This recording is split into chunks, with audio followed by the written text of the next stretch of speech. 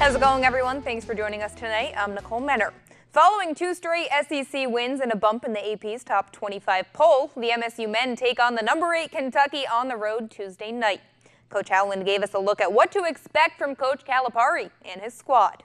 They've got depth, talent, very well coached, been through a lot of battles, played a lot of good opponents. They're always going to play good defense, and they'll play different ways based on their team, their personnel, but they're always good defensively, and they always take good shots. And I think a big trademark, though, is they'd really try to beat you up on the glass.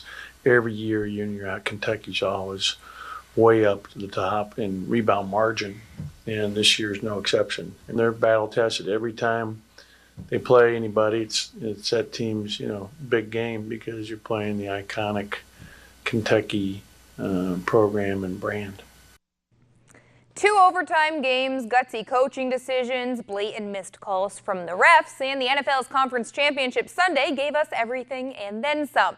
But this past weekend will not go down as one of the best for NFL officials. In fact, it may actually lead to some rule changes, which we will talk about in just a minute. But first, out to the action, the Rams punching their ticket to Atlanta with an overtime win over the New Orleans Saints. But that win was overshadowed by that. Late in the fourth quarter, tied at 20, and Drew Brees threw a pass toward Tommy Lee Lewis, and no pass interference call was made, and it was clear that was complete pass interference, even a little bit of helmet-to-helmet action going on. We all know what happened after that. Rams kicker Greg Zuerlein went on to kick a 57-yard field goal in overtime for the W.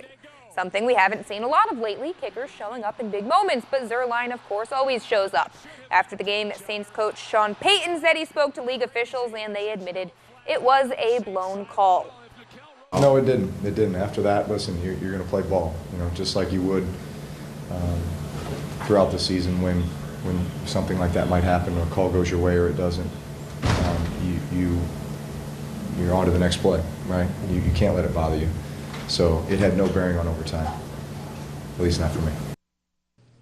And over in the AFC, the Patriots and Chiefs next up in a blistering cold Kansas City, where it was 41-year-old Tom Brady against 23-year-old and likely league MVP Pat Mahomes. The Patriots using their run game to milk the clock and build an early lead, but Mahomes and the Chiefs coming out blazing after the half. It would be a neck-and-neck fourth quarter, but 39 seconds plenty for Kansas City to send this one to overtime. Ultimately, it would come down to the coin toss, which the Patriots won, and we all know what happens when Tom Brady has the football in a big moment. History repeating itself. Tom Brady and the Patriots win it 37-31 as Mahomes stuck on the sideline.